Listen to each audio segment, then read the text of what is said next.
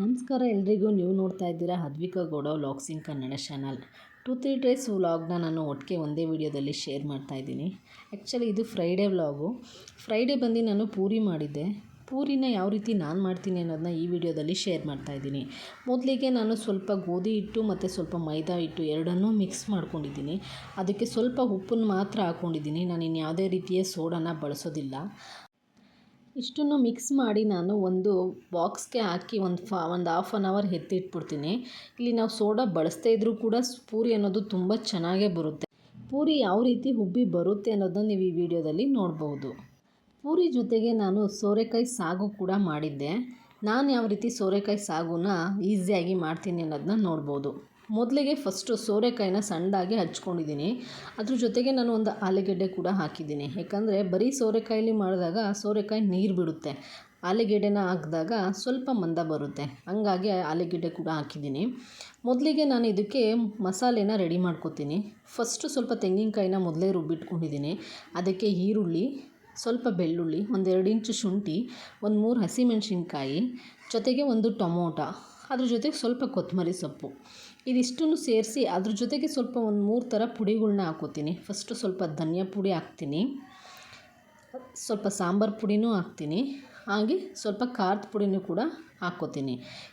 ಇಷ್ಟನ್ನು ಹಾಕಿ ನಾನು ಫಸ್ಟು ಮಸಾಲೆನ ರೆಡಿ ಮಾಡ್ಕೋತೀನಿ. ಈಗ ಸೋರೆಕಾಯಿ ಸಾಗುಗೆ ನಾನು ಒಗ್ಗರಣೆನ ರೆಡಿ ಮಾಡ್ಕೋತಾ ಇದ್ದೀನಿ. ಫಸ್ಟು ಒಂದು ಸ್ವಲ್ಪ ಎಣ್ಣೆನ ಹಾಕ್ಕೋಬೇಕು. ಅದಕ್ಕೆ ಸ್ವಲ್ಪ ಸಾಸಿವೆನ ಹಾಕಿ, ಅದಾದಮೇಲೆ ಮೊದಲೇ ಕಟ್ ಮಾಡ್ಕೊಂಡಂತಹ ಈರುಳ್ಳಿ ಮತ್ತು ಕರಿಬೇವಿನ ಸೊಪ್ಪನ್ನ ಹಾಕಿ ಒಂದು 5 ನಿಮಿಷ ಫ್ರೈ ಮಾಡ್ಕೊತೀನಿ.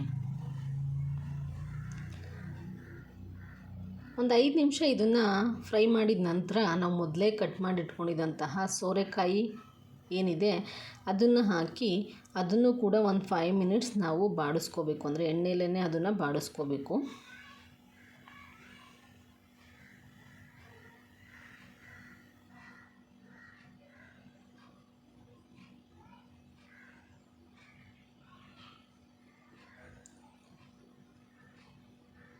ಅದಕ್ಕೆ ಸ್ವಲ್ಪ ಉಪ್ಪನ್ನು ಕೂಡ ಆ್ಯಡ್ ಮಾಡ್ಕೊಂಡು ಬಾಡಿಸೋದ್ರಿಂದ ಉಪ್ಪು ಚೆನ್ನಾಗಿ ಹಿಡಿಯುತ್ತೆ.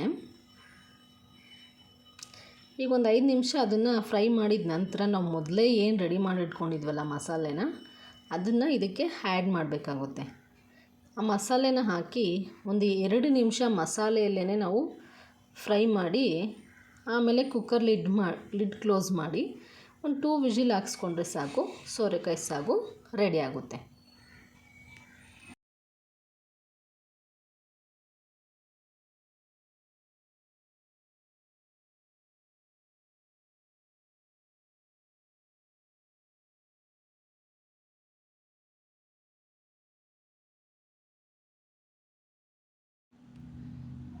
ಈಗ ಪೂರಿನ ಮಾಡ್ತಾಯಿದ್ದೀನಿ. ನೋಡ್ಬೋದು, ನಾನು ಯಾವುದೇ ರೀತಿ ಸೋಡಾನ ಬಳಸಿಲ್ಲ.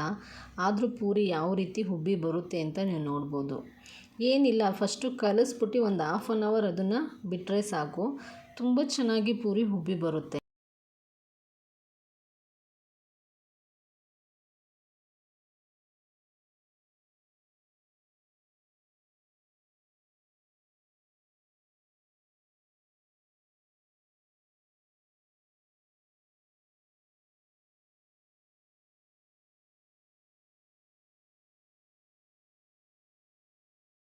ಇವತ್ತಿನ ಬ್ರೇಕ್ಫಾಸ್ಟು ಪೂರಿ ಮತ್ತು ಸಾಗು, ಸೋರೆಕಾಯಿ ಸಾಗು ಯಾವ ರೀತಿ ಬಂದಿದೆ, ಚೆನ್ನಾಗಿ ಬಂದಿದೆ ಅಲ್ವಾ? ನೀವು ಒಂದು ಸಲ ಟ್ರೈ ಮಾಡಿ.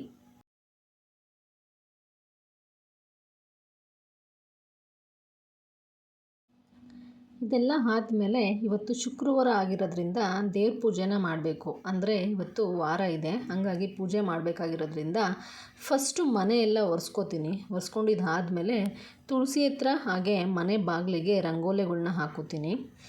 ಅದಾದಮೇಲೆ ಸಿಂಪಲ್ಲಾಗಿ ದೇವ್ರ ಪೂಜೆ ಏನಿದೆ ಅದನ್ನು ಮುಗಿಸ್ಕೋತೀನಿ.